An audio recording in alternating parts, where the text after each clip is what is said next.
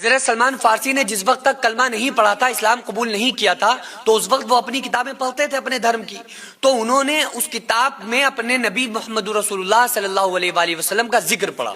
تو جب انہوں نے پڑھا نا، چونکہ یہ آسمانی کتابوں کے عالم بھی تھے، تو ان کا دماغ ذہن ٹنکا اور کہنے لگے یار، جو محمد صلی اللہ علیہ وآلہ وسلم مکہ میں ہیں اور ان کا ہم سنتے آ رہے ہیں کہ کوئی نبی ہیں جنہوں نے دعویٰ کیا ہے نبوت کا، اور وہ اللہ تبارک و تعالیٰ کا دین لوگوں کو بتاتے ہیں، یہ ان کا تذکرہ تو ہماری کتاب کے اندر بھی موجود ہے۔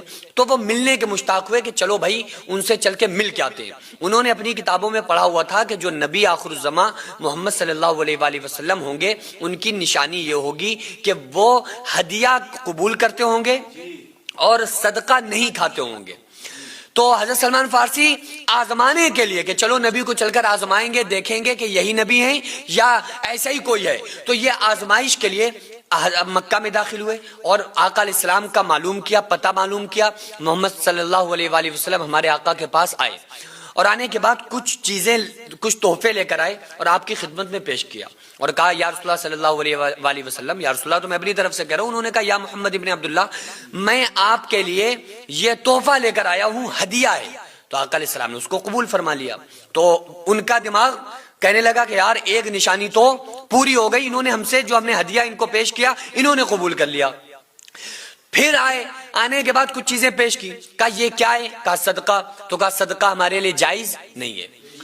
تو انہوں نے کہا کہ ٹھیک ہے کوئی بات نہیں، آپ لے لیجئے، اپنے صحابہ کو دے دیجئے۔ تو آقا علیہ السلام نے وہ کہا یہ میرے صحابہ کو دے دو، یہ لیکن ہمارے لیے تمہارا صدقہ جائز نہیں ہے۔ تو یہ جب نشانی انہوں نے دیکھی نا، تو وہ کھڑے ہو گئی ہو کر کے کہ یار یہ دو نشانی پوری ہو گئی۔ ایک نشانی انہوں نے اور پڑھی تھی کہ تیسری نشانی یہ ہوگی کہ مہر نبوت جو ان کے کندھوں کے بیچ میں ہوگا، وہاں مہر نبوت ہوگا جس پر کلمہ لکھا ہوگا۔ تو وہ یوں کر کے کھڑے ہیں اور سوچ رہے ہیں کہ یار دو نشانیاں تو پوری ہو گئیں، اب یہ تیسری نشانی کیسے پوری ہوگی؟ ہم آخر کیسے آقا علیہ السلام کے کرتے کو اتروا سکتے ہیں، اور کیا ایسا کریں جس سے ہمیں مہر نبوت نظر آ جائے تو ہم اسلام قبول کر لیں، چونکہ دو نشانیاں تو پوری ہو گئیں۔ تو آقا علیہ الصلوۃ والسلام قربان جائیں آقا کے علم پر، آپ صلی اللہ علیہ وآلہ وسلم نے فرمایا اے سلمان فارسی، تم نے دو جو نشانیاں پڑھی تھی وہ تو پوری ہو گئی، یہ خود ہمارے نبی کہہ رہے ہیں، اور لو تیسری نشانی یہ بھی دیکھ لو۔